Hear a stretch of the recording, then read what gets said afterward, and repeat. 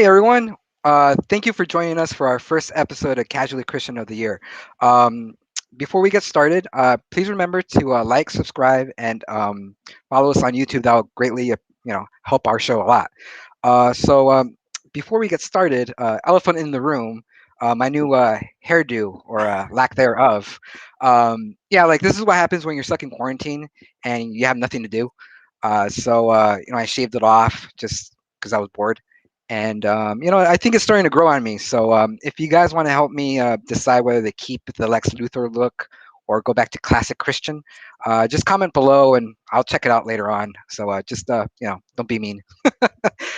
So today we're going to talk about movies, and I have a fellow podcaster and fellow film buff, Aaron Escobar, to join us to talk about upcoming movies of 2021 and the future of movie going.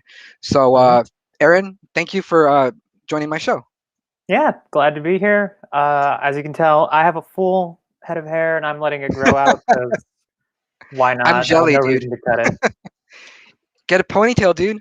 I If can I actually have long I can hair. actually rock one now. Like my hair's Hey, long right enough. on. I've been trying to rock one, but it's almost there. So we'll see Uh-huh. in like a week what we can do with So it. would you consider that like a rat tail right now? You know what I mean? Like, is that small or like a Padawan Yeah, tail? like a Padawan tail. It's almost Okay. like Obi-Wan's Yeah. tail from episode 1. I was actually Yeah. thinking about that yesterday. I was like, I could probably rock that look, like Yeah. Oh the yeah, little dude. the little It, ponytail. I'm actually like, I can't wait until Disney opens. So I could buy one of those cloaks. Mm, The Sith thing. yeah. Just to just because I'm a nerd. Well, I'll wear it around. I'll wear it around the house. I was gonna like drop 200 on the customizable lightsaber Yeah, man. from Cantino. Is it Cantino Bright? No, it's Then Cantina, right? Batu. Oh, okay. Um, so I was gonna do that and a droid. I was gonna spend like $300 on just geeky shit I don't need because Yeah. like it's just what I No, want. I mean that's why you work, dude, to Yeah, get the things that basically. you want. You know. Yeah. I mean, like that Pinocchio thing cost me about like 330. Yeah. I'm like, I never spend that much money. So when I was doing it, I was like, you know how anxious you get when you're gonna purchase like a big thing and kind of like you have like you're kind of like on your phone, kind of like about to click it. You know what I mean? That's how it was. I'm like, You're and then looking at your bank account. You're like, yeah, I can make it work. yeah. I said fuck it because I'm always broke. So Yeah, that's how I see yeah, life. Like you could be broke with a PS5, or you could just yeah, be broke. Which one do you want? exactly. The PS5 streaming Yeah. content. But I've been wanting to have you on my show for a long time. And I think the reason that I started following you on Facebook is because you're friends with my friend Mario Salcedo. Hmm. Did you go to school with him? Am No, I no? it was like a mentorship program that he was Really? involved with. Yeah, at UCLA. Was he like Um, your mentor, or were you mentoring yeah, him? yeah, he Or he, he was my mentor. really? That's cool, So it was like a man. mentorship program through UCLA, and he Yeah. was he was cool. And then I think the clearest memory I have with him is me and another guy were talking in the cafeteria, and he's like, "Did you guys just accidentally quote Half Baked?" And it's like, I don't know if I did, but if I Yeah. did, that's great because Half Baked is a Yeah. masterpiece that needs Yeah. to It's be on pretty the good. Criterion. It Yeah, it's great. did. When Half Baked came out, Titanic came out, so it made no money. Yeah. So I was listening to like the producer of Half Baked, like how it totally bombed, but like they called it like even Dave Chappelle didn't like that movie, but I loved it. I thought it was me and my That's what friends just became watched it. reality. What? Half Oh, Baked what? is reality now with all the Yeah, like the legal weed dispensaries and all that. Like yeah. it, I, do you smoke a weed when you little, can? I Yeah, a little don't bit. do it as much as most people, but like if I Yeah, have a little extra money and I'm in Venice or something, I'll yeah, probably stop by like MedMen and get some. But like yeah. I haven't done that in like six Forever. months. Yeah. And my vape pen just died on me like a week ago Oh, that because I sucks. actually did wanted to smoke, like I just needed to, and then it died on me Yeah, halfway through, and I was like, oh that shit. sucks, dude. Yeah, So I took the little bowl before. It's okay. It's legal. yeah, it Yeah, loosens you up, you know. yeah. Oh, let's go back to Mario. Like, so what was he mentoring you for? Like, what class Um, was it for? Was it it was for just like film? it wasn't for film, but it was just to like see if, for like for people that had potential to get into UCLA. Yeah. Um, and then like I was selected because like I tested well enough into UCLA, and they were like, if you wanted to go, this is what it would be like. So here's like an Mhm. experience of auditing classes at UCLA and then like life So on did he? campus. I'm not sure. Did he graduate from UCLA? No, I graduated from Columbia College Hollywood and Yeah, that's right. uh, because it was cheaper for me. Yeah, I'm gonna be yeah, same. honest. Because Yeah, I UCLA would have been great, but it was way yeah, too a lot of expensive for my money. taste. Yeah. It's for the Um, elites. I don't think it's for the elite. It's just like a film degree is a film degree, no matter where you Yeah, get it these days. yeah. Because even USC isn't all that worth it now. Mm, Like, especially with a lot of the controversies that's going around with a lot of the directors that came out from it, Bryan yeah. Singer and all that. Shit. So like, I was like, I'm not gonna go to UCLA, even though I can. I'm just Yeah. gonna go to a cheaper school because it's the Right on. same. It's the same education. I mean, well, it's about learning the skill because filmmaking is a skill. You know what I mean? You could pick it up anywhere. You could even go to film school on YouTube if you want. Just figure out how to light a set or how to direct actors and Yeah, that's how you I know. saw it. And at the end of Yeah. the day, it's the industry is you get what you put into it. Hmm. So if you go to UCLA but you don't really do much of the work or anything like that, then that degree doesn't matter. Yeah. So you can go to a lesser school or a cheaper school, but put in the same amount of work, and you would still get somewhere because you're putting more effort in. Hmm. Because film degrees, I'm going to be Yeah. straight up, aren't really I know. worth aren't, I know. aren't I worth. got a directing degree. Yeah. Yeah. I know. Because I went to the LA Film School back in 2004, and at the time I was going, digital was slowly taking over.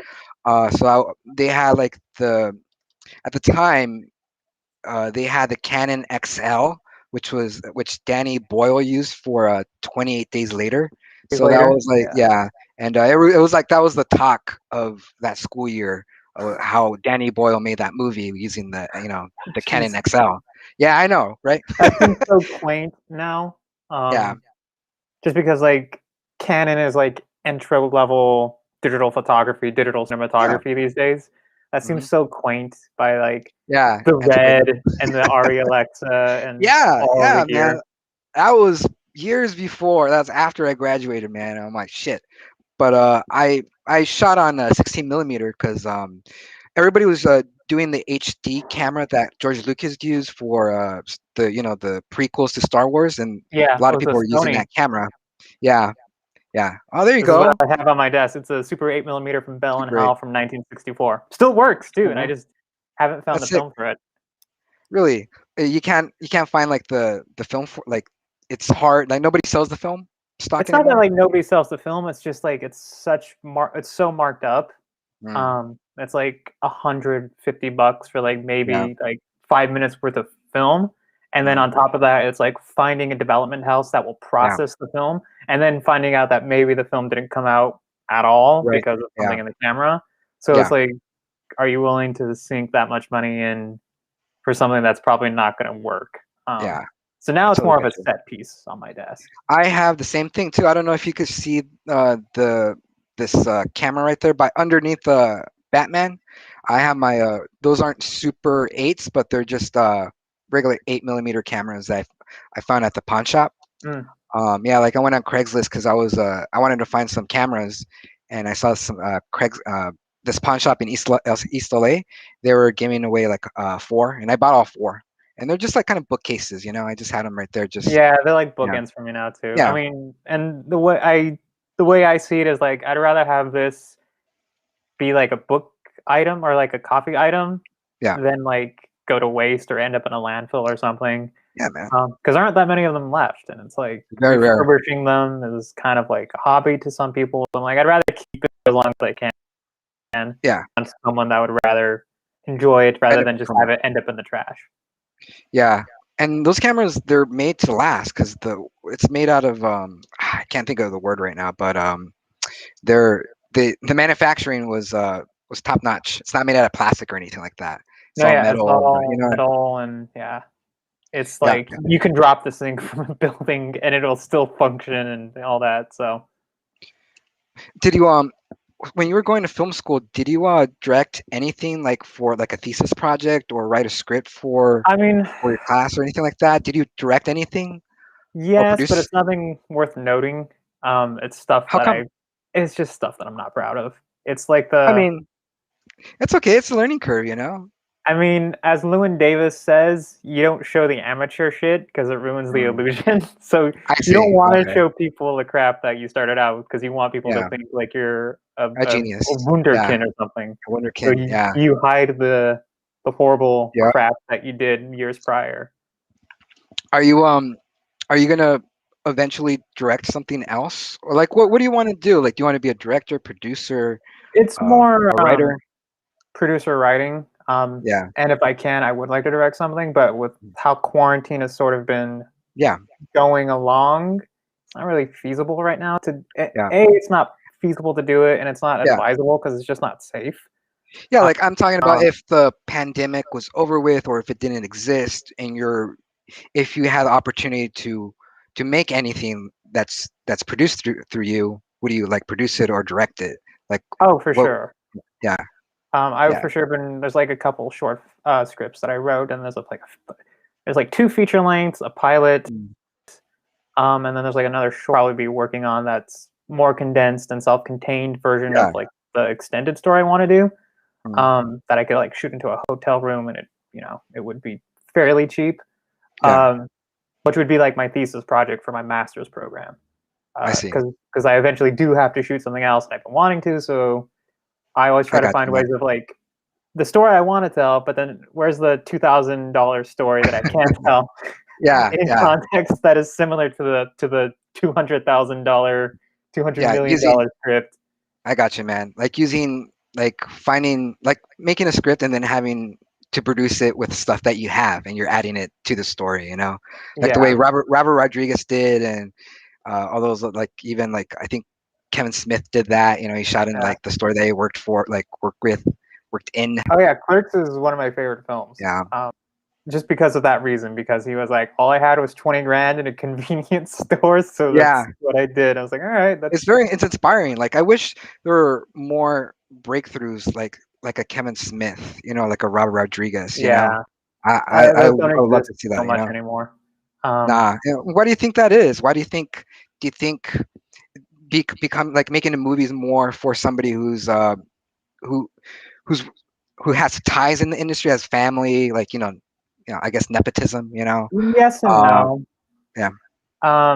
Because working in the industry at a low level, I have definitely seen nepotism. Yeah. But like the reason I think it is the way it is right now is it ebbs and flows. So like before the indie revolution that we had in the 90s, for example, Mm, with like Richard Linklater, Kevin Smith, Spike Lee, yeah. all those dudes that did pretty modest budget films to no budget. Um, Yeah. they didn't come out of a vacuum. They came because they couldn't make their movies in a studio system that was really really regimented, and you were dealing with the likes of Francis Ford That's my Coppola. And, boyfriend right there. oh, hey, They're breaking the fourth wall. It's breaking the okay. fourth, yeah. It's all right. Well, I have my cat sleeping off the camera, It's like next to okay. my It's foot. it's So time for their walk, so he has to yeah, make sure they poop in the carpet. so she's sleeping next to me. But I think there will be a new independent boom, especially Mm, after COVID-19, yeah. because I think it's finally given people the creative space to like write the scripts they've been wanting to write, Mm, or find the funds they've been looking for to shoot their project, or like this, do a podcast, which there's been a huge surge in like podcasters and Twitch streamers, and yeah. so I think post COVID you'll probably see a slight boom in indie films, Yeah. just because the studios realize like you can't always depend on the $200 million blockbuster. Yeah. So I like think we're going to see like a lot of intimate movies in the next couple of years because of COVID, I think. intimate movies, smaller scale horror Yeah. films, a little bit more socially conscious films, I think, and then films done on like smaller budgets compared to what they would normally be done on in the Mm, millions, like maybe I wouldn't say the 100,000s anymore because it's just not really possible, mm, but like maybe the 1 to 2 million range. And that would be like a direct to streaming, like maybe yeah. we would play at Sundance, South by Southwest or something, and live on a streaming platform like Netflix or HBO Max or Hulu, because I Mm, think that is the way the indie film is moving, yeah. and that's just the way movies. Like Yeah, I think so too, man. Um, like I think because a lot of people are investing in their home entertainment. Uh, the movie theaters were already struggling as it was, but now with like COVID, it was kind of like putting a nail in the coffin now. So I think movie theaters. I hope not, but it's just going to be for like those superhero movies, like the major blockbusters and those. Yeah. You know what I mean? Like an Um, American Beauty movie, like that would probably be straight through like Amazon or like a streaming service. yeah. The way I don't think theaters will go anywhere because they've been around forever Yeah, and they've lived through the Depression and they lived through 2008. But what is, like you said, what is going to happen is it's going to be like a cultural kind of thing where it's like basically it's going to be like going to a concert or a yeah. sports game. Spend like the 40. Um, so it's going to be here you go. Yeah, like I think the going to the movie theaters are probably it's gonna be more than what it is already. Like they're gonna be like sporting events as you said, it'll probably be like maybe I hope not, but like $50 to like watch like the new Iron Man movie or something like that. I think that's what's gonna happen eventually. I don't know because I I hope heard not talks because about that. I mean, I don't think that, if anything, I think the ticket prices post COVID will stay steady for a bit. Yeah. Um, I do think the studios and the movie theaters will probably work out a new deal Hmm. because prior to COVID-19, the way it would normally work is first run for the first like 2 3 weeks of a blockbuster, all that ticket revenue goes straight to the studio system. The Yeah. the movie theater itself would get nothing. That's why concessions was always so fucking expensive Yeah. with popcorn and soda and all that, was because that was how the cinemas made their money, was through concessions. That's why they started providing alcohol and gourmet meals and all that stuff, was because that was their livelihood. Once those Yeah. 2 weeks passed and once those 3 weeks were up, then then the ticket revenue was actually going to start kicking in for movie theaters. Hmm. But what I'm thinking is maybe after COVID, there's going to be like some sort of rearrangement of that deal where it's going to be like 50-50 split, Yeah. because there's no way a cinema can survive just on concession. They were already struggling just surviving Yeah. on concessions. Um, Ha- Have because you been that's, to a go for it? Go oh, for so it. that's why Disney, when Disney was trying to, I think it was during the Avengers, Hmm. they were saying like, no, it's going to be 3 4 weeks after that. Then you'll start making the revenue off of ticket sales, and all the cinemas were pissed because they were like, Yeah. that is just not Yes. possible for us to survive off of that deal. Yeah, it's like we're really fucking struggling. What are you guys doing? This is Yeah, like what happened with HBO Max. How Warner Brothers, they're they're releasing their content, their movies every Friday, I think, on HBO Max, and then at yeah, the movie theaters. I think I don't think what's it called, Christopher Nolan, and I think the guy who directed Dune. They're pretty pissed about Dennis that. Villeneuve. Yeah, Yeah, like I get it. Like you've spent 6 months, 7 months, probably even a year, if not more, in your life, putting your blood, sweat, and tears into a yeah, project, like especially Dune, um, which is oddly enough what I am reading on my free time, because I never finished it as a teenager, and I was like, you know what, I should probably finish it before the movie comes out. yeah, But like I get it, but for any conscious producer or director, you should know that's just how the industry has been flowing towards for the past 5 years. yeah, Because day and date releases, as it's called, where it's like a simultaneous drop on a streaming platform and a drop in movie theater, has sort of been the norm more and more now. yeah, Before it used to be like it would play for a week at a movie theater and then you would find it on Amazon Prime. yeah, Now it's simultaneous. But like yeah, that's just the nature of how it's going, and you either evolve with that or yeah. you go You extinct. die. Yeah, exactly. Um, with I saw Wonder Woman and Soul back to back when they came Hmm. out like during Christmas, and I loved it. I love that I'm getting to watch like some blockbusters just in the comfort of my home. Yeah. And I did you like Wonder Woman? I didn't. I My actually, boyfriend fell asleep. He didn't like it, and I talked to a lot of people at work, and they hated the movie. so here's And my take on, I was mixed. It was okay for me. so as I've talked about with another friend of mine on my podcast, if you like Richard Donner's Superman 2 and Mhm. Tim Burton's Batman and Batman Returns, I think Yeah. you'll like Wonder Woman 84 because it has that sort of zany quality that those early DC movies had, Yeah. where it didn't take itself seriously, um, and like it played into its charm. It has Mhm. that sort of quality to it. So if you watch like Superman 2, the Richard Donner cut, Yeah. and then Batman and Batman Returns, and then watch Wonder Woman, it almost feels like it would be part of that trilogy I see. from like the 80s. Yeah. And But I like you're think people's expecting a Snyder, yeah. it's not Snyderverse. Put it that way. If you're Yeah. It's expecting a not. Snyder Yeah. I version, got it's you. not that. Which thank God, because I don't like Snyder. So like with him coming out with his director's cut of the Justice League, you're kind of like, that's garbage. I don't I want to so watch it. don't care. I like Yeah. that's everybody's hyped for it, but my opinion is just Yeah. like I absolutely do not care because Yeah. his first Man of Steel is okay. It's not the Hmm. greatest Superman movie I've ever watched. It's not the worst, Yeah. but like I just don't care about Snyder as a director now. Uh-huh.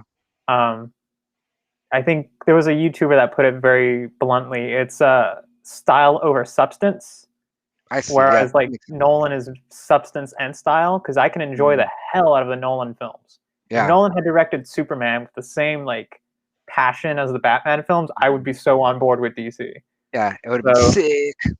yeah, but they See, wanted a man, like, director that had the aesthetic of Christopher Nolan, which doesn't mhm, work. Like Batman is all about character and the villains he mhm, faces, and Superman is exactly. sort of Superman is about the villains he faces and the character arcs they have. It's not just style. I'm like, Did you watch so Smallville? I don't care. I know. I'll probably watch it.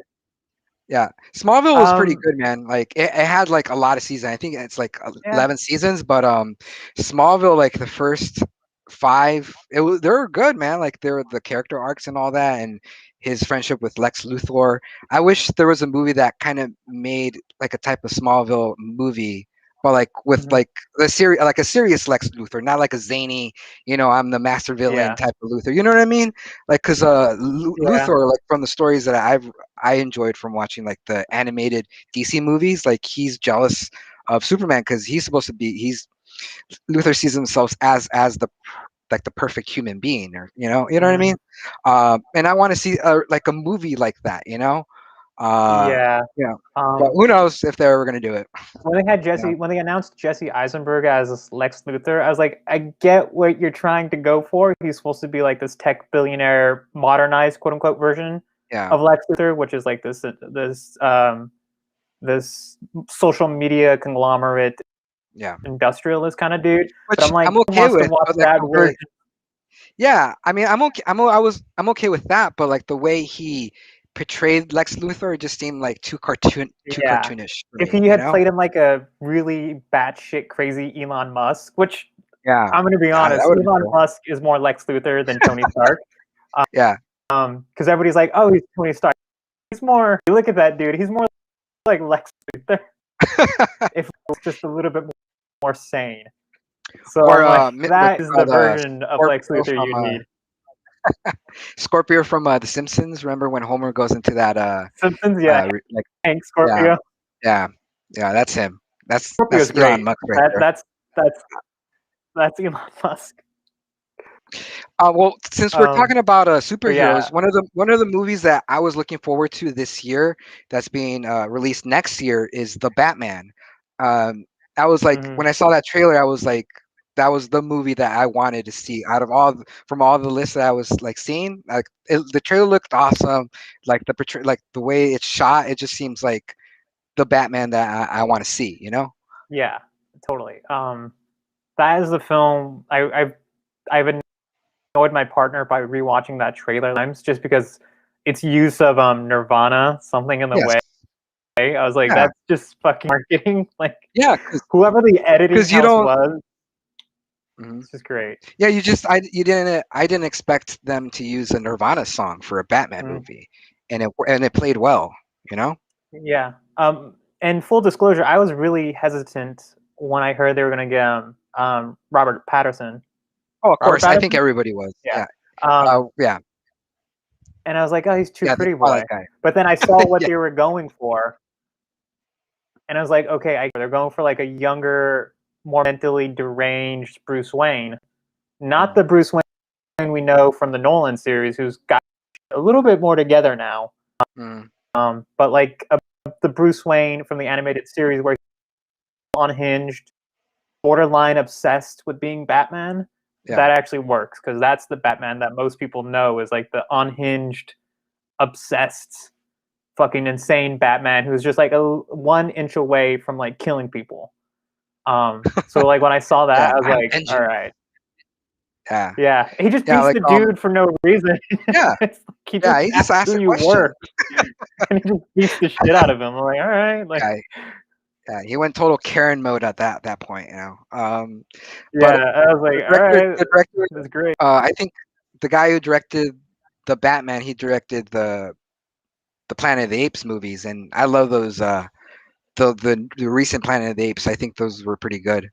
I think Christopher Reeves, Yeah, Matt no, those Reeves. are Yeah, those were really good. Did you like Matt the Reeves. Planet of the Christopher Apes Reeves movie? was the Yeah, original. yeah. I was thinking about something else. Oh, I uh, loved them. I watched all of them during quarantine just because it seemed fitting. Obviously, the yeah, simian yeah, flu. Um, yeah, but like the really, I think it's a great arc for Caesar. What I'm really hoping now is because they've always dropped seeds that there's eventually going to be, it's going to eventually be back full all around to the original Planet of the Apes storyline of the astronauts crashing back into Earth and all that. So yeah, I'm hoping like maybe we'll get like a soft reboot where it's set in that universe that he created, but it's finally those astronauts got lost on their way to Mars, crashing back to Earth some 10, 20 years yeah, later. And then it's finally, ape civilization being built up by Caesar's faction and what that would be. I'm like, okay, yeah, you can finally do an original semi reboot of the original Planet of the Apes because that's one of my mhm, favorite films from the 60s. yeah. Also, ghost written by Rod Sterling from Twilight Zone. That's why it's so Okay. fucking great. Which one? So the original Planet of the Apes from '68 Yeah. was written by Rod Sterling. He did a Oh, draft really? of I Planet of didn't know the Apes. that. The ending wasn't his idea, but the storyline, the plot line, That's pretty is more or cool. less his. So that's why it seems like a Twilight Zone episode is because Yeah. Rod Okay. Now Sterling. that fits together now, man. Like, oh, I didn't know that, man. Um, let's see. With movies, what what made you get into the whole film industry? Like, were you always into like movies? Like, did you was it like a director that inspired you to go into film school or anything like that? I mean, I guess. I mean, if I were to nail it down to two directors, it would be because him and I come from similar backgrounds. Hmm. Born in Modesto, California, and that's like 2 hours away from where I lived near Sacramento. And he had like a similar middle class upbringing. He grew up in the Central Valley, and then he made fucking Star Wars. So in my Yeah. head, I'm like, all right, if a guy similar background, decades difference, but Yeah. generally similar background and similar opportunities. If he can go out and do that, then like it's not impossible for me to go out and do my kind of film. It's not going to be Star Yeah. It's Wars, but feasible. yeah. Like Um, he grounded and, it for you. Like it made it real. Like that you could get it too. You know? yeah. Because prior to that, I always thought like you had to be Francis Ford Coppola to be like a Yeah. director, come from wealth or come from a family of entertainers that had Hmm. a foot in the door. Yeah. And then it was the stylistic and like very, very, very dark, brooding cinema of Ridley Scott, Hmm. Alien and Blade Runner, and Thelma and Louise. Okay. Because like if you look at Ridley Scott's filmography, he's very much pro-feminist. Hmm. With like Ellen Ripley, Yeah. G.I. Jane, and then all the women in his films are very, very strong archetypes. They don't fall into like the damsel in distress category. Yeah. And I really respect that with male directors that can do strong characters regardless of gender. Hmm. Because a lot Like of with directors James fall in the trap. Cameron. Yeah, James Cameron can do strong characters regardless of gender. And it's very easy for directors, male or female, to only be able to write male or female characters. It takes Yeah. a very special skill to write strong, believable male, female, whatever characters as a director, regardless of your gender. And I like Ridley Scott's ability to do that mixed with his design Mhm. um, was like one of my huge inspirations in my life because I'm like Ridley Scott is brilliant no matter what Yeah. film he does. Like Matchstick Men is one of my I was just gonna favorite mention Nicolas. that. Yeah, Matchstick Men is one of my favorite Nicolas Cage films, and it's a fucking great comedy. Uh, Um, Thelma and Louise. However, did you watch Hannibal? Because he directed Hannibal, right? I Ridley actually do Scott. like Hannibal. Really, I I didn't like it because I read the book and it oh was yeah, it's I way the different. book was Yeah, yeah, I love the book and I was kind of disappointed watching it because it was directed by Ridley Scott. You know, I was like, oh, this yeah. is a really good director. And when I was watching it, it's like to me the movie just seemed a little. It was hollow for me, you know. And I only watched it maybe a couple times, and I always get turned off by it for some reason. But yeah, that's just my Well, opinion. I like Julianne Moore. Julianne Moore's as like an older Clarice Starling that's a little bit bitter by Mhm. like the FBI Yeah, politics is totally believable to me because like I couldn't really like Jodie Foster plays a really good young like upstart because that's what she yeah, is in Silence of the Lambs. She's like a young upstart kind of person that's like yeah. new to the game and all that. Julianne Moore's version is like this old bitter FBI agent who's been doing it forever and is just pissed off by the politics, and Yeah. her performance is believable to me. Mhm. Plus, I just love Julianne Moore. Like, I got a crush on her, so I'm like, all right, I got I'll you, watch man. anything with Julianne Moore. I don't care. See, But I love she played all of a his go films. for it. Oh, she played a Oh, I pretty love good all of Carrie's Scott's mom. films. Did you see the Carrie the remake? Oh, it came out like a while ago. They had like Dakota Fanning as Carrie, I think. Did you watch that No, movie? no, I didn't think I did. Yeah, Um, it's really close to the book, very close to the book. However, my only critique about that movie is that uh, Dakota Fanning, she's too hot to play Carrie. You know, Sissy SpaceX, she was totally believable as Carrie because like she was like because Carrie is the homely kind of mhm. ugly girl. Well, she's Uh, not. She's like the ugly duckling yeah, of the school. ugly. That's Yeah, what I'm trying to say. Yeah, but like Dakota Fanning, she was really pretty in that movie. I didn't see her as an outcast. You know, yeah. it was just I bad totally get casting on that. my part. But she played a really good Carrie's mother. She was pretty good. Uh, Pretty good. I have an argument with people where I'm like, Brian De Palma is actually the underrated director from the '70s Mm, because everybody's yeah. like, oh, Francis Ford Coppola, George Lucas, Steven Spielberg, but I'm like, Brian De Palma though, There you go, man. you Yeah. need to watch his films because they Yeah. are Yeah, you don't know unbelievably. what I'm talking about. Like you, because Brian De Palma was one of my favorite directors too, and Mhm. The Untouchables, Blowout, Scarface. You know, like Scarface, yeah, all of that is golden stuff. Tarantino. He copies the style of Brian De Palma with the long shots with the crane. Hmm. Well, But especially yeah, the like the pulled out and then zoom yeah, in kind of stuff. I love that. So like everybody always goes with like obviously Francis Ford Coppola. I'm not going to dispute him, but like Brian De Palma stuff, I think aesthetically has more of an impact on like you said, directing Tarantino and Robert Rodriguez.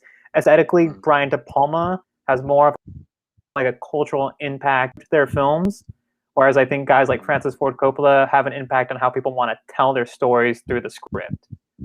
Even yeah, though like there's a huge like he didn't really write the script like the last day and all that shit, but like and like obviously Scorsese is more like how people want to edit their movies and direct their actors. So like they're each good and you can each take mm, things from them that you want. But as far as like a director who yeah, has a more impact on like shooting cinema these days, Brian De Palma. yeah. I agree. He even directed Mission Impossible, the first one. Do you remember that? Which Yeah, that was is pretty good. like from like Yeah, war. Um, yeah. the funny It thing came out when about I was that, going into sixth grade. What's up? the funny thing about the original first Mission Impossible is um, the character that John Voight plays is actually supposed to be the spy from the TV show from the '60s that became Mm, head of MIF. So it's actually yes, more of a direct sequel to TV show than the new ones are. I remember when that movie came out. The guy who the what's it called? The villain of that movie, John Voight, like the actor from the Mission Impossible from the 60s, 70s. He sued the movie because he was portrayed as the villain. Yeah. And I remember that was going on for a while, and he didn't win the case. But I remember very vaguely about that lawsuit back in the day. movies That's were funny. old. I didn't even know that. I just always thought Yeah, it was cool that it was one of the few Hollywood movies that actually was directly tied to the TV show. Because yeah, I didn't nowadays know that. Hollywood wouldn't do that. It would just be like Yeah, its own. Oh, its own it's a thing. TV based off a movie, or it's a movie based off a TV show. It's its own thing. But like Yeah, De Palma made an effort to like actually connect it to the TV show. I was like, all right, yeah, that's pretty cool. I've only watched like a handful of episodes at Nick at Night, but that's cool. yeah, yeah. Like now they're what, like at 9, Mission Impossible 9 or something. I don't know what. Eight. I don't know, but people love it. I stopped watching after the John Woo. He did the second one, Oh, Mission but after Impossible the 2 is third one, great. That's a yeah, fucking that was pretty cool. Yeah, I'm when not the gonna, motorcycles come and then the they, motorcycles yeah, flying in the air. It's just yeah. um How come John Woo doesn't make movies anymore? I mean, he does, but not like the movies, like action movies. Like he did Face Off, and I honestly like don't people are like, know. I love Face It Off. I mean, to me that's a popcorn movie. I don't take it serious. I love that was watching those great. type of, yeah, yeah, I liked it. Um like again, Nicolas Cage. Nicolas Cage is Yeah, fucking amazing in everything he does. I will die on that hill. If anyone says Nicolas Cage is not a good director, or actor, I will die on that hill and say yes, he does. Well, he actually is an Academy Award winning actor yeah. for Leaving Leaving Las Las Vegas. Vegas. Yeah, So he has the chops. So I yeah. love He that has the man. chops Like to play what's it called, Joe Exotic. he'd I actually be think, really good yeah, as Joe I Exotic. think so too. Probably Because win everybody his was like Academy Matthew Award with that one. McConaughey, but I'm like, nah. Yeah. So what movie that's coming out this year that you're excited about? And I think that might be Dune, right? Because It's Dune. uh Dune for sure. Because that trailer with Hans Zimmer's version of Eclipse from Pink Floyd is amazing. yeah. But it's Dune and probably No Time to Die because Oh, it's okay. it's Yeah. Craig's last outing as Bond. Mm, And up to this point, he's basically been one of the longest actors to play Bond. I think next to Roger Moore, because I yeah. think Roger Moore did like 15 years worth of Bond movies. Yeah. And Craig is up to like 12 or 13 years now, because I think or like 10, 11 years, because I think his first one was 2012. Yeah. So like he's the second runner up for the actor to play Bond the longest, and he actually is like a good Bond. I know people hated him back when he did Casino Royale because like Bond is not blonde, but I'm like Roger So Moore was getting Auburn, like, and Timothy yeah. Dalton like is totally Timothy Dalton is a Yeah. great Bond. I actually love Timothy Dalton. Um, and then Cousin is a pretty boy Bond. So like, what are you talking about? Like, Bond can be whoever the fuck Bond wants to be. Like, it doesn't It's matter. it's a toxic geek culture, right? I don't think it's. I think people are just so enthralled by Connery. Even now, it's Mm, hard to get out of that Connery as Bond. Because to a lot yeah. of people, Connery still is Bond. But like, Yeah. my Bond is Pierce Brosnan. Mm. Because I love GoldenEye. GoldenEye. I love Tomorrow GoldenEye. Never Dies. Yeah. Yeah, GoldenEye is fucking great. Did you play the But video like, game? I'm sure you did, right? And 64 and Nintendo 64, come on. right? Yeah, of course. Who am I talking to, right? Yes, that was actually Everybody at my our first age. video. Yeah. The N64 was my Say that. first video game console, and then GoldenEye was my first ever video game that I would play. So that game Mm, has like a special place in my heart because I'm like that got me into video games. Even yeah. now, I'll still like. I wish I could play four-way deathmatch with one-hit kills or Mhm. minefield and just piss people off because that's how I used to do it. And like I don't play as much video games. Actually, I don't play video games. The last video game that I played was the Batman Arkham series, because I Mm. just loved the story and I loved it. It was cool. It was a very good video game. I played like the I didn't play the last one that came out, but I think I played the Batman Arkham. I think it's the last one that I played. That was really good. Yeah. Um, so like I still play, but mostly um, it's like I'm an adult now, so I can only play on the weekends, or I have to like Yeah. schedule time to play now. So it's like Yeah. organized fun, but I still Yeah. try to play as much as I can, and I don't play like. There's so many games out there now, and they're so expensive. It's just like I can't. I have to pick and choose what I want to play. What I'm gonna condense, like what I'm gonna drop $60 on and like 2 3 months of my life on. I have to choose. Um, but right now, I've been playing Cyberpunk 2077. That's actually a fucking great game. Yeah. Like, a lot of people give it shit because it's buggy, but have you been? I'm sure we've all Nah, played man. Fallout Like 3 in New um, Vegas. Alex, he plays Fallout. He plays a lot of video games. He's always on the computer playing. I don't know what he plays, but I haven't played a video game in like forever, forever. Yeah, yeah. Um, Yeah. I just just games watch are TV, different man. now. I just watch Yeah, TV shows. yeah. I try to like. There's so much I need to watch. I finished The Expanse, season 5 on Amazon. I've been watching that since 2015. It's a Yeah, great fucking show. yeah, Um, I finished Star yeah. Trek Alex, Discovery last week. oh, really? Was that good? I actually Because I don't have. like Discovery. That's cool. You know what A I've lot been? of people give it shit because it's new Star Trek, but Yeah. like Star Trek is always different. It's never the same. You know what I didn't like is the Star Trek animated series. I felt like it cheapened the series, like the franchise. I watched it. I'm like, this isn't good. I don't know. You What didn't. did You you think? didn't No, I didn't. I didn't like it. oh, I like I Lower cheapened Deck. the series.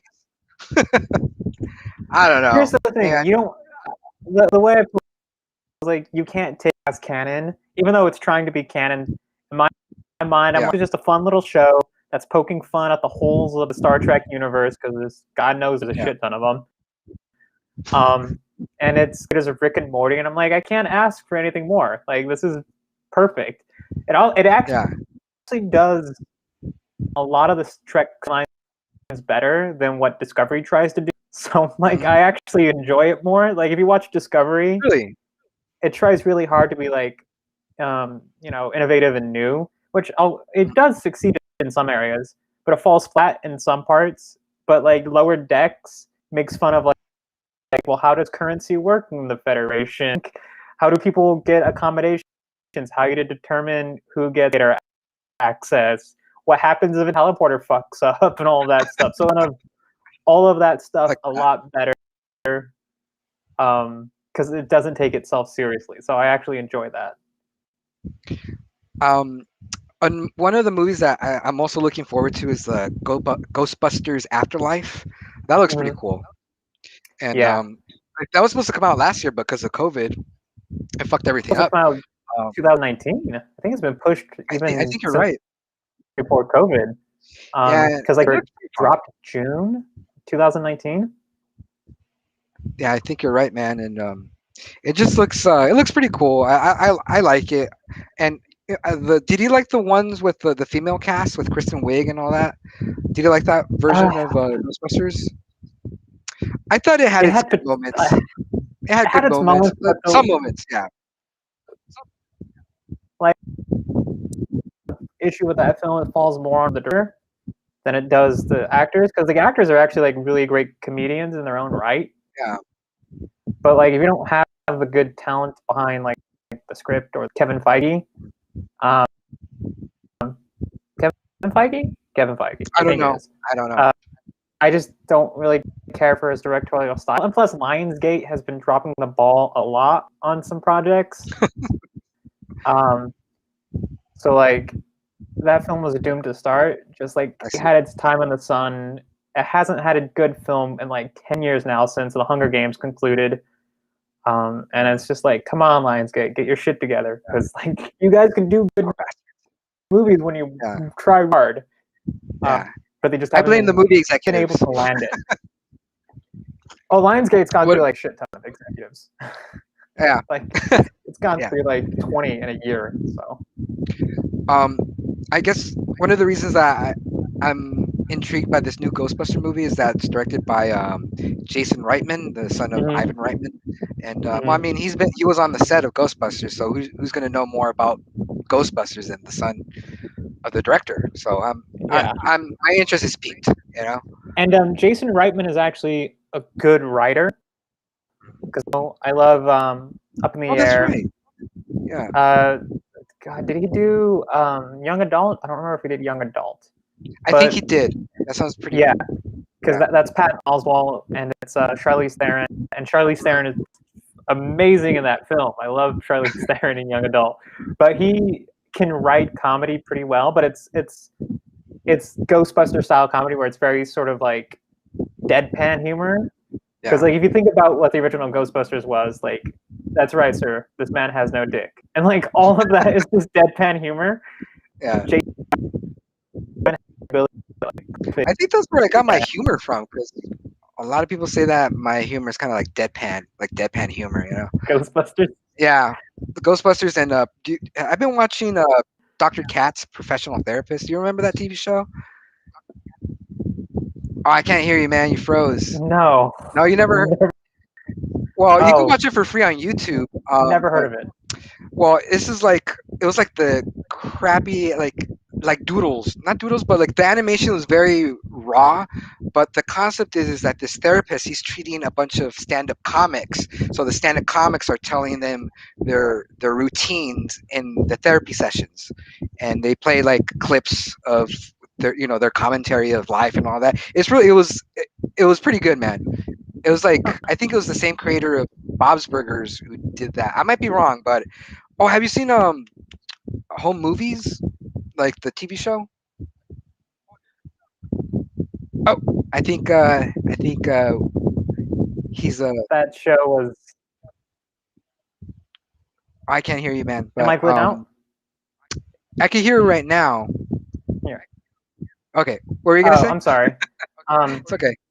I remember home movies on Adult Swim because it was in that weird hour when they had like Super Gel and Happy Tree Friends. The really fucked up era of Adult Swim. Yeah, Um, it's my era. I, I have a theory that like Cartoon Network is basically what fucked up millennials. You look at Cow was messed up. Courage the Cowardly Dog, Ren and Stimpy, Yeah, all of those shows. Um, like you can see where doomer culture and like doom scrolling and shit posting came from. It came from all those TV shows. It yeah, came from like the really fucked up era animation that we all grew up in. And people are wondering why millennials and Zoomers are so fucked up. I'm like, have you seen the TV shows we watched? Have you seen The Simpsons and Family Guy and King of the yeah, Hill? Like all of that shit yeah. defines millennials, and it's like it makes so That, much sense. yeah, all that's where my humor came from was just watching all those old school animated shows, like Home Movies and Mission Hill and Aqua Mission Teen Hill is great. Hunger. Yeah, Mission Hill is really good. Only real ones know about that TV show. Yeah, it's such a weird because I think it was only like one season, 2 seasons. Yeah, It's such a yeah. weird show that got like lost in the shuffle. I think if it came out now, it'd actually be really popular because it's all I about think like so too, man. hipsters living in like urban environments and like the shit that goes on living in a city. So like Yeah, if it came out in the 2000s, I think it would have been way more popular than it did if it came out in like 98 like it did originally. I think so too, man.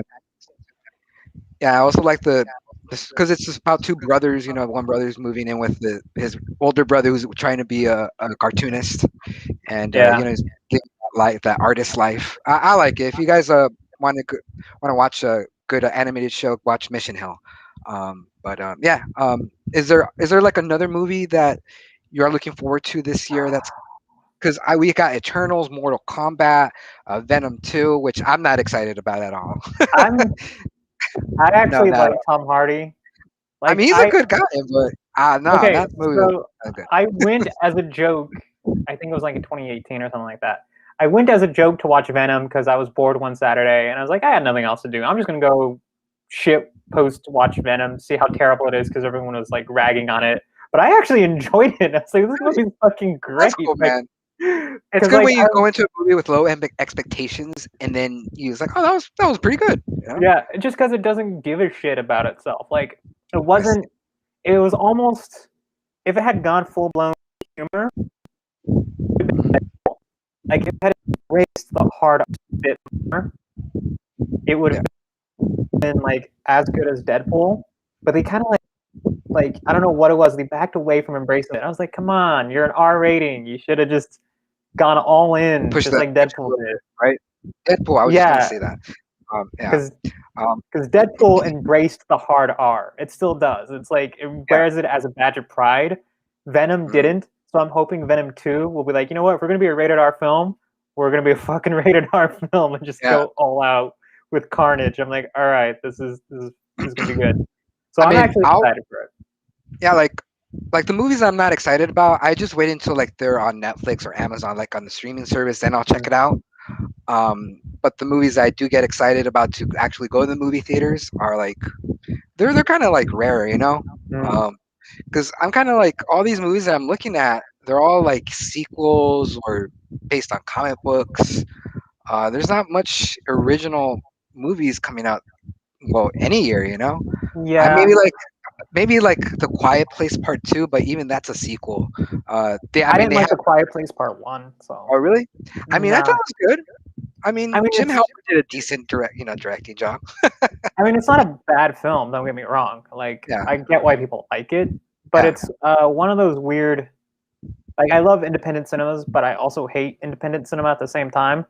Um, because my conflict with it is you can do an indie film, but not make it look like an indie film, or you mm, can do like it's like 500 Days of Summer. That's how I compare it. So 500 Days of Summer is not an indie film, quote unquote, because it's by Fox Searchlight now, just Searchlight Pictures because it's owned by Disney. But it looks like it's supposed to be an indie film that played at Sundance. It's not the fucking case. It had like $100 million budget. And then A Quiet Place Part Two is sort of like the same thing, where it's trying to be an indie film, but like if you look at it, it's got like 150 oh million yeah, budget, and it's like, come on. it has a So budget. Like, because I saw I was watching trailers just before the show, and it clearly has more money that they did before. But it looks. I'll wait until it comes out on Amazon or something. But you know, yeah, to be honest, if you want really good quote unquote independent cinema, sort of depends on how you count it. yeah, Look at Asia. Look at like the cinema that's coming out of Taiwan and South Korea, because a lot of that stuff is fucking yes. amazing. Yeah, like Um, Parasite. Like Parasite was great. Like I didn't know anything about the movie. I thought that maybe like the story was about cannibals. I didn't read like a synopsis or anything like that. I just went in blind, and then I thought it was a really good movie, oh, man. not me. Uh, I've been such a huge Bong Joon-ho fan. yeah, I mean I know the Since director. I know he did like Snowpiercer and that. There's another movie like on Netflix. I can't. so I've Jake actually Gyllenhaal in it. enjoyed some stuff. Oh, Mm, Okja, Okja, yeah, that one's actually pretty good. And it's okay. got Guasido Espinanzo, Gus Fring from Breaking Bad in it, and he's amazing. Like you Yeah, always think Gus Fring, but yeah. I've enjoyed Bong Joon-ho since like The Host from 2009 and all that stuff. And Oh, okay. he's like, I compare him to Paul Verhoeven when it comes to like humor and just not giving a shit about like who he makes fun of or what Yeah, he does with his movies. Um, so like I'm pretty sure he'll come out with another movie in like a year or so. And yeah. whether or not it's going to top Parasite, I don't know. Parasite is such a weird little. It's a movie that touched on so much of what people relate to, and it's a movie that even the Academy acknowledged as Best Picture, which is impressive. Yeah. Because very rarely would Academy ever give a foreign film Best Picture, which usually just get Best Foreign Film, but it got Yeah. Best Picture. And then immediately afterward, my friend came down from Fresno, and she was like, "We're gonna eat at the restaurant he got drunk at." I was like, "I'm totally down for that."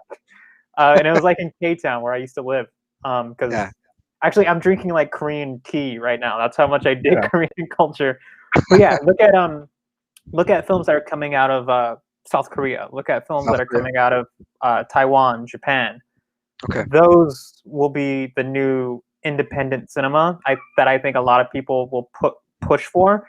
Because there's a Yeah. really cool film that I watched that was from 2019 called One Cut of the Dead, and it was an indie film. It was made by like I think it was like 100,000 yen, so it would be like 10,000, 20,000 US dollars, basically.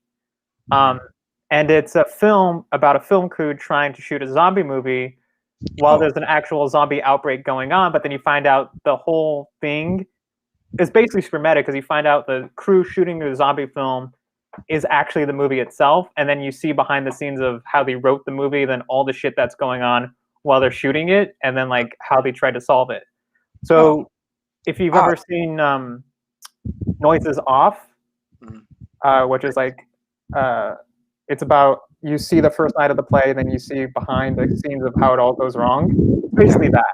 But it was made for like 10,000 US, $20,000 US, and it made close to like I think like almost a million US. So you're looking at like a billion yen or something like that. The translation rate I can't do in my head very well, but basically it made like a billion yen, which is like 1 million US, and they made it for like 10, 20,000 US. So like you can make movies like that because that movie isn't hard to reproduce. You can basically do it in the US for like the same amount of budget, and then it'd probably be just as successful because it could go into a streaming platform. Yeah. It could go into like Netflix or Amazon or Hulu or probably not Disney Plus because who knows what they'll do with it. But or HBO Max or whatever.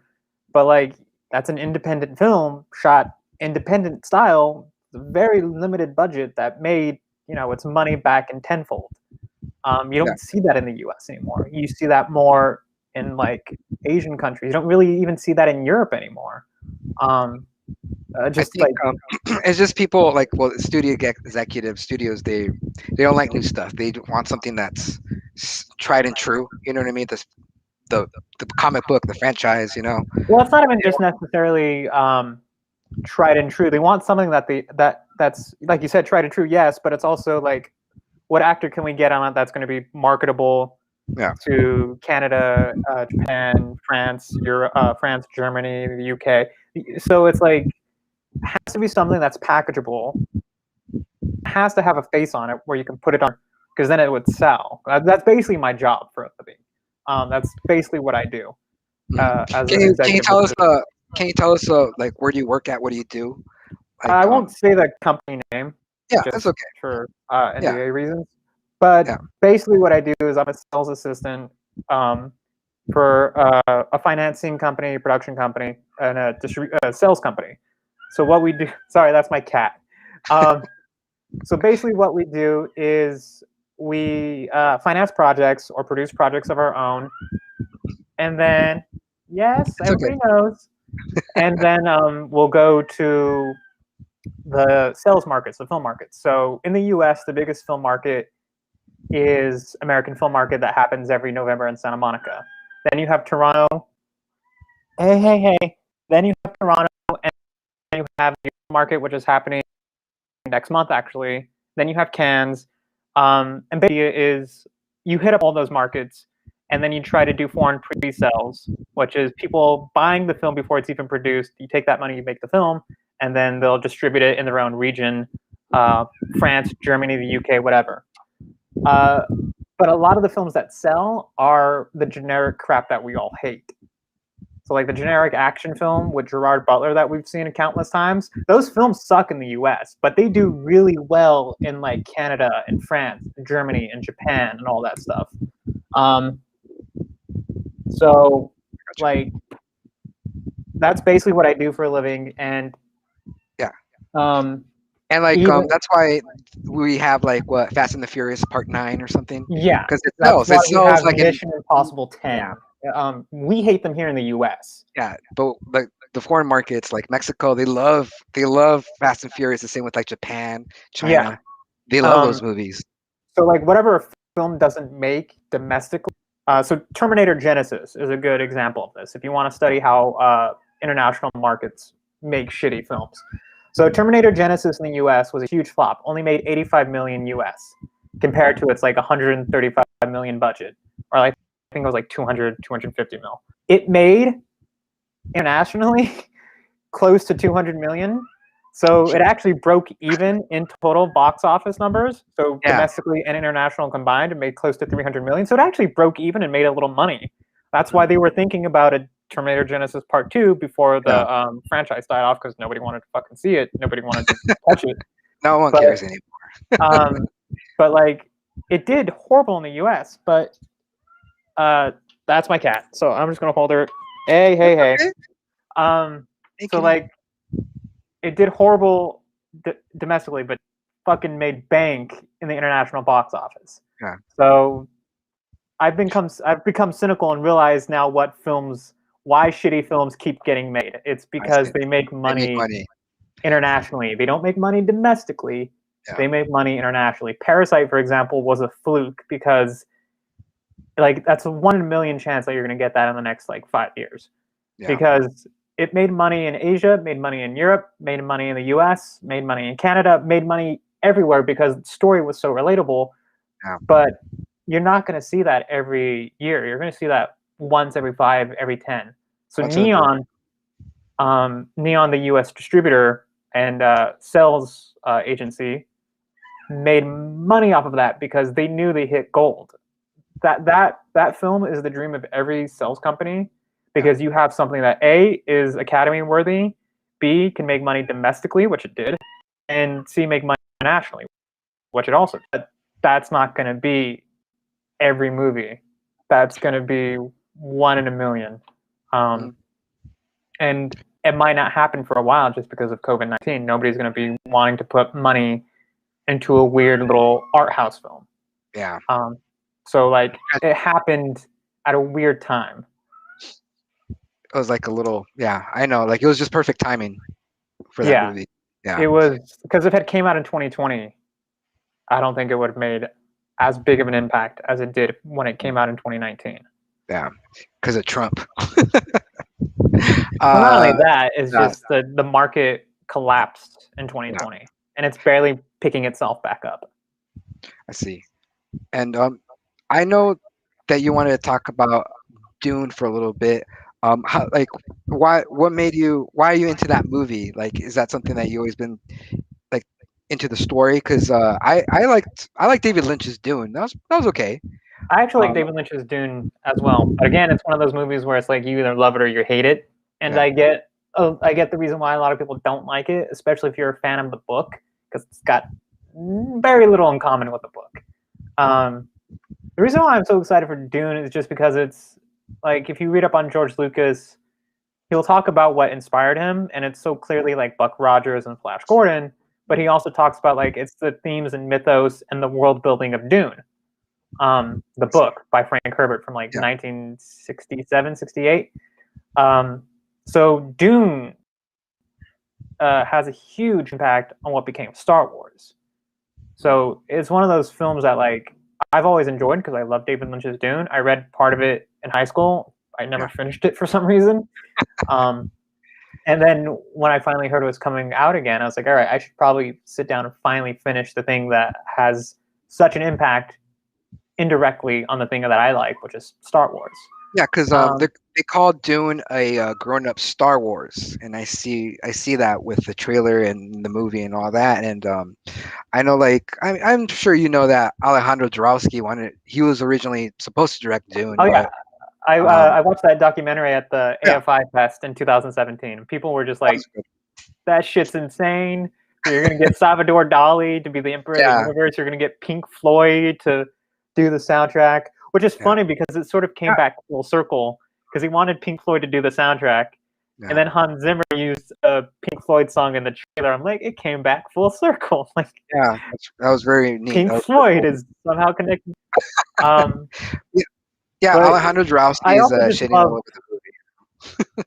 Uh, I think that's coming from a place of bitterness, to be honest. Yeah, Um, yeah, uh, I just like I read his interview and I've watched his YouTube videos and all that stuff. And don't get me wrong, I love Alejandro Jodorowsky, but like I think he's the old man yelling at the sky now. mhm, Because Denis Villeneuve has proven time and time again with Prisoners and Blade Runner and Enemy that like even Arrival,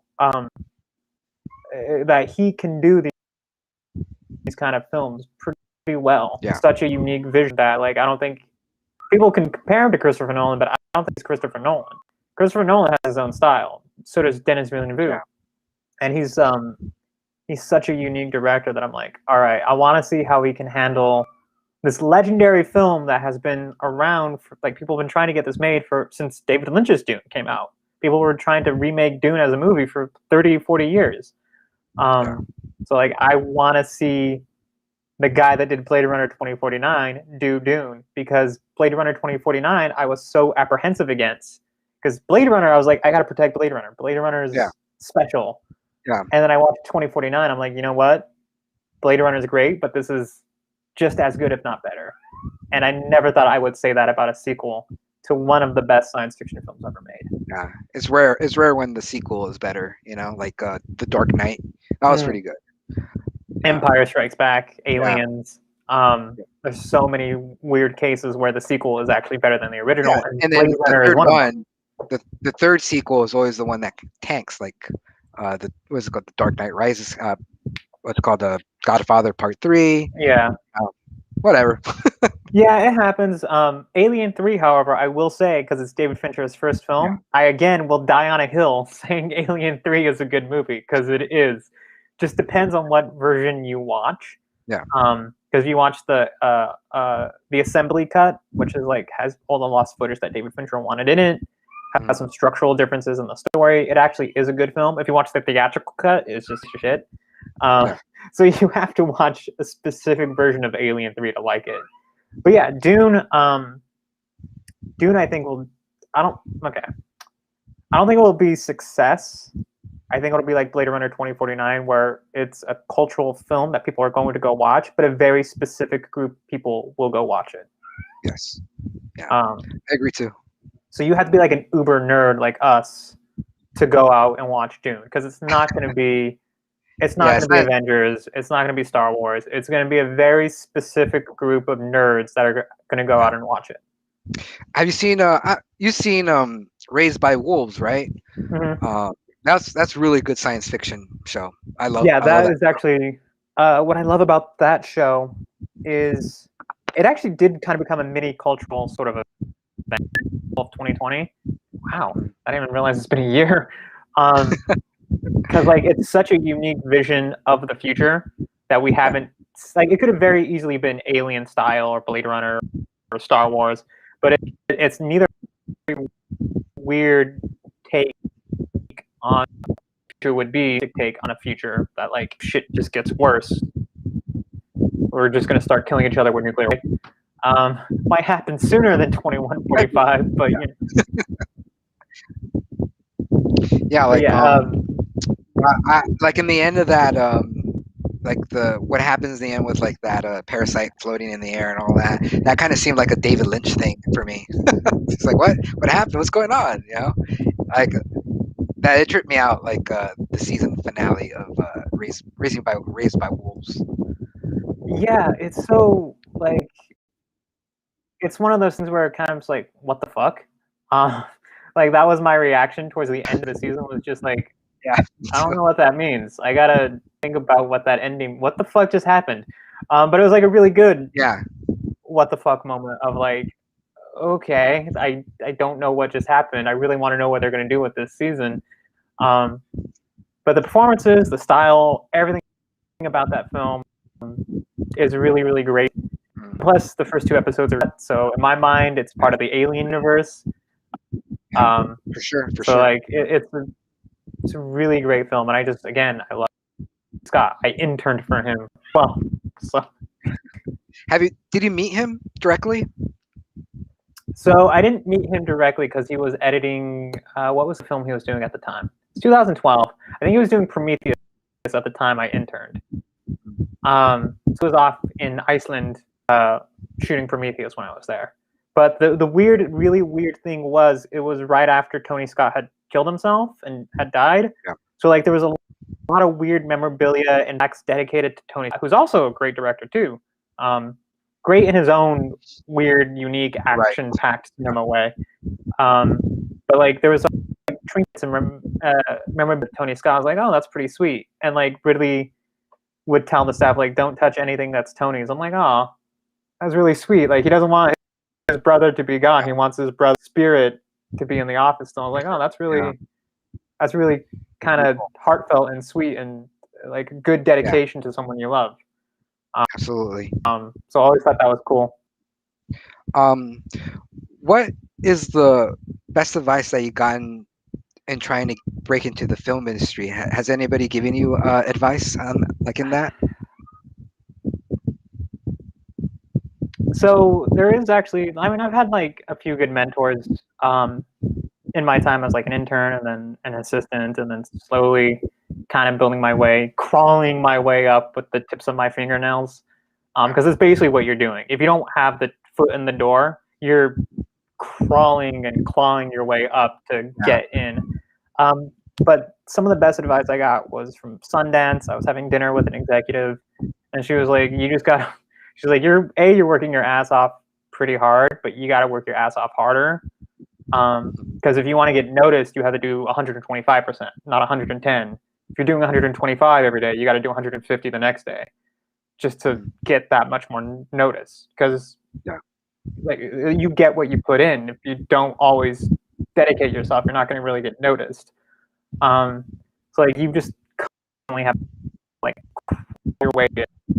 And regardless of what that is, like I'm an assistant that wants to be an executive, a development executive, because I've been so disgruntled by what gets made. I'm like, you know what? If I want good projects to get made, the only way to do that is to become someone that can helm projects.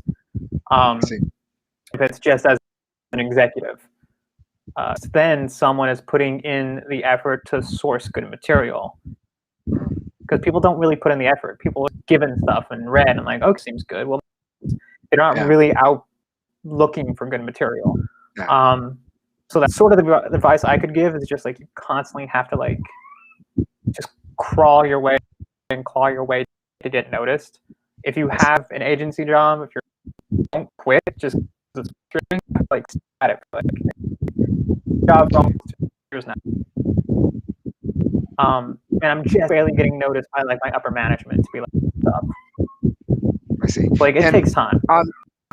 And on the opposite, has anybody given you the worst advice in getting into the film industry? People have given me the worst advice, the people that aren't in the film industry. Because everybody's like, oh, how do you make it? Because it's the same thing. It's like you face a brick wall. Like I didn't know how I was going to try doing it. I was just stupid. I'm like, if I do it. Got lucky after like 6 years of doing temp jobs and interning and shit like that to have decent job to pay the bills and do a little interesting work. Had me to go to Sundance, go to TIFF. I wanted to go to Cannes last year. Obviously, that wasn't possible. Wanted to go to Berlin, but that was possible. So like, hopefully when those things start opening up, my job will allow me to go to those things again because I intend to for like another year. And that's another thing I would recommend is just don't listen to the people that aren't in the industry. Like you can, if you're no good advice when you hear it, you'll know shitty advice when you're given it, and you just sort of have to source it out yourself of what's good and what's not and pay attention to, because you can really let that shit get to you and it'll sort of degrade you and demoralize you, but you have to remember if it's not people in the industry, they don't know what the fuck they're talking about. So no, true. Let's see.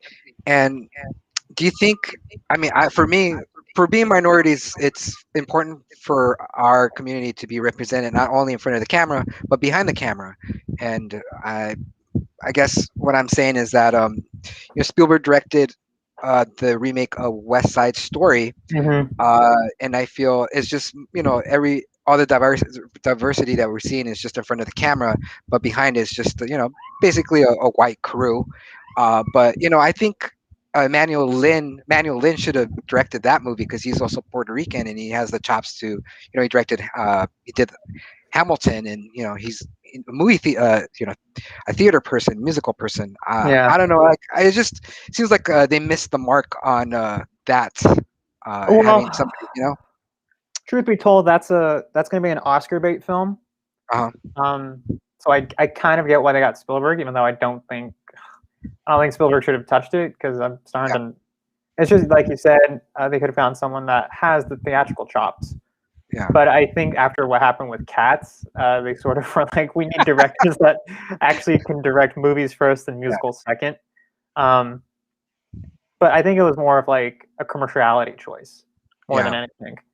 But I think, because just from my perspective, there aren't a lot of Hispanics, even on the executive level, on the executive assistant level. I'm like one of maybe two that I know. Oh, I know. Like you're very rare, like because it's mostly like Caucasians, right? Like working in this, like because I've been and out of that, it's mostly Caucasian.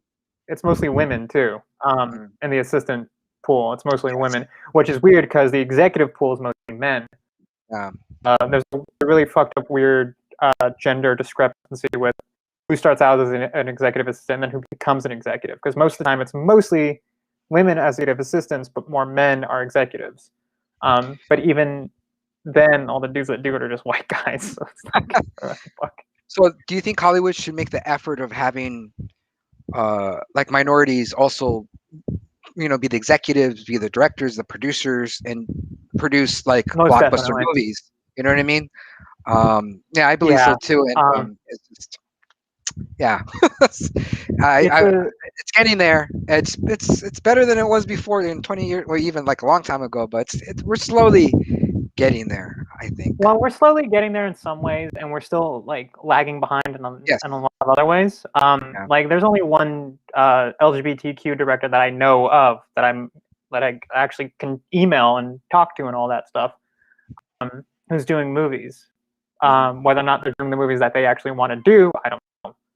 Because they had to, obviously they're just starting out, so they had to do the movies that pay the bills and stuff like Yeah. that. Because when you're starting out as a director, you're not making the big bucks. You're making like 10 grand a film, just and that 10 grand has to last you until your next film Yeah. comes along, and who knows, God knows how long that's going to be. So like you can get money starting out 10, 15, 20, 25, but that's got to last you till your next Yeah. project.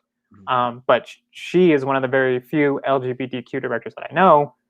Um, and even then, I don't know any Hispanic directors that are starting out like she is, Yeah. regardless of gender, identity, or whatever, sexual orientation. I don't know any Hispanic directors, you know? Yeah. I mean, Um, besides like Guillermo del Toro and yeah, all the Hispanic Robert directors Rodriguez, that we can name are already big, famous yeah. Hispanic directors, not indie directors starting out. Yeah. There isn't, and I think again, to bring it back home, I do think that is because there isn't at the executive level, at the producer level, there isn't that staff there that is looking for directors or producers or writers. Mhm. There has to be legislation and efforts made. Um, so like it is, if I can get at that level, I would like definitely do my best to Well, what do encourage you feel about creativity. with the Academy Awards? They made like a list of how, like, now movies that are eligible to get an Academy Award has to meet these marks as like having one LGBT character or somebody in diverse background in the movie. Do you think they they should mandate that, It or should shouldn't it have just been mandated in the first place. It should have been, hey, regardless of who's in it, if it's a good movie, it's a good movie. It shouldn't have been yeah, mandated. yeah, The real tragedy, is that it was mandated. They had to pass a new bylaw just yeah, to spark diversity. It shouldn't have been something that was passed. It should have just something organically. The Academy was founded by Mary Pickford. Mary Pickford was one of the first independent female directors in the 1920s. She helped create the Douglas Fairbanks and Pickford lot that's still in Hollywood to this day. Um, but the diversity is at its core. The Academy awarded the first African actress, best actress for Gone with the Wind, or best supporting actress for Gone with the Wind in the 1930s. So like diversity is at the core of the Academy. There shouldn't have been a law to pass now in 2020 to spark that. It's yeah, 2020, 2021. yeah. You shouldn't be able to be diverse. They should just want to be diverse Already know. organically. Yeah, yeah. It's the future. Yeah. Come on. So the real tragedy is that they had to pass something to do it. Yes, it's good that they passed it to spark diversity, but the tragedy is they had to pass a bylaw to do it. Yeah, So agreed. Um, is there is there another movie that we could just talk for a little bit that you're also looking forward to in the movies that are coming out, like The Matrix 4 Matrix or 4, I would definitely say, is the movie that I'm most anticipated for, even more than Dune, because oh, I unashamedly love The Matrix. The Wachowski sisters are idols of mine. The Matrix is a very special place in my heart because I watched it on a legal pay-per-view at 9. And I actually rewatched it a couple days ago with audio commentary with the yeah, sisters. Then by yeah, their dead names, I won't say because yeah. I'm not that kind of person. uh, But but yeah, that movie holds a special place in my heart. I rewatched it again. I actually did an episode on my podcast, which you can find on the Warehouse Podcast on Spotify.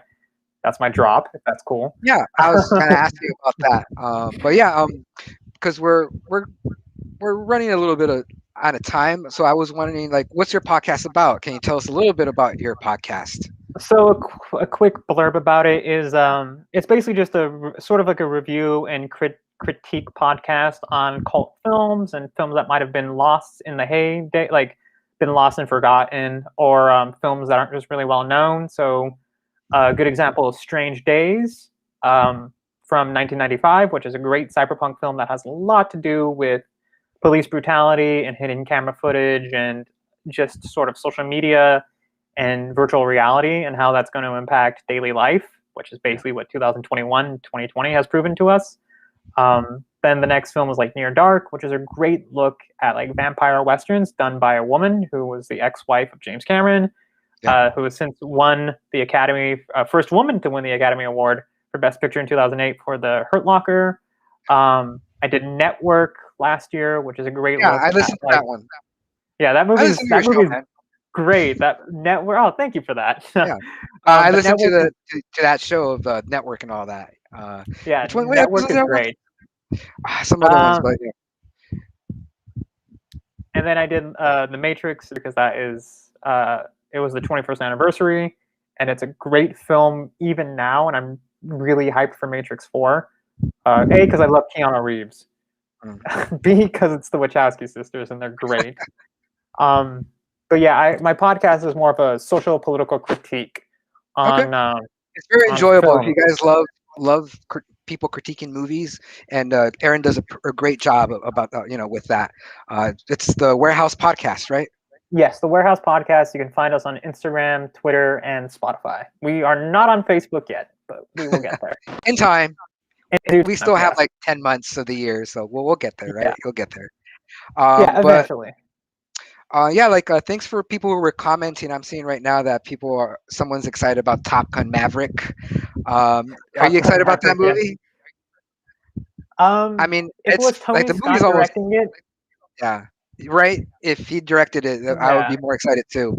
But I don't know. If he had come back and done the sequel, I'd been like, yeah, fuck yeah, I'm so in for Top Gun Maverick. I have a secret, like, I want to do Top Gun, but kind of convince people that it's about gay culture in the military. Because if you look at the film, the volleyball scene and all that stuff, Yeah, I'm like, I'm this aware is of that. total, this is total man meat. If you look at this movie, like, it And doesn't, how? yeah, like it's so man meat. Um, and like I know Tony Scott knew he was just fucking around people. I'm like, yeah, you like this, we know it. Like, And in the trailer that I watched today, I think I saw another scene where they were like doing like a volleyball type of yeah, scene in the beach.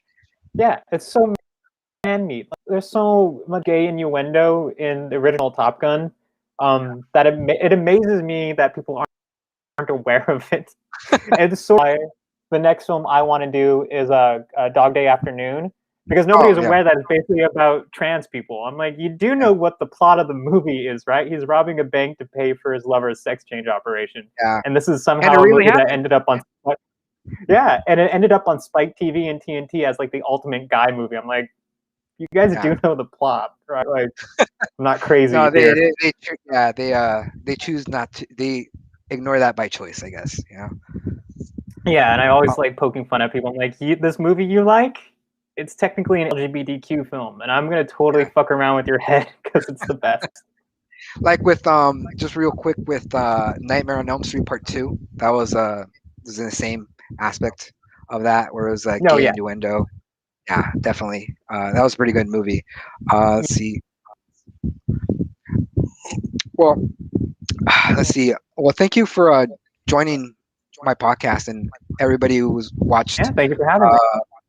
watched us today. Thank you for taking a part of the day to watch my friend Aaron and I talk about movies, something that we could go on and talk about. And I hope to have you again, Aaron, Yeah, on the show. And if you ever want to ask me to come on your show, I'm down for that too. yeah, Uh, definitely. I'm looking for people for March. So, yeah, like if you talk about anything about like Stanley Kubrick, that's like my director. That's my favorite director of all time. So if you break down a movie of his, I'll totally. There you go. I know about that book. Yeah, yeah, I'm jelly. I want I to get went to the that. But exhibit at Lana. yeah, me I too. went to the I went exhibit for at my birthday. Lana in Oh, 2012. you Yeah, worked? same here. Oh, that's cool, Oh man. no, I Yeah, that went was a there with really. my friends, and they went to Oh, you the went. Guillermo del Toro one and all that Yeah, stuff. I went It's to that. so good. Yeah. Fuck, man. I can't wait until quarantine's over because I need to get out of the fucking house. Yeah, I miss museums. I didn't think I would say that, but I miss Yeah, going to museums. yeah, me So too, bro. Well, well, hopefully it until opens up soon. it will. We'll get there. Hopefully around the summer. But again, thanks guys for watching. We'll see you guys in 2 weeks. Until the COVID cases wind down, we're gonna do like meetings like this for Casually Christian. I want to thank Emmanuel for sending this up, remotely. If you guys want to do a podcast like this and have your own talk show, please hit up my friend Emmanuel. Live stream my event. He'll set you up in the same manner as us. So until next time, I'll see you in 2 weeks. So bye guys.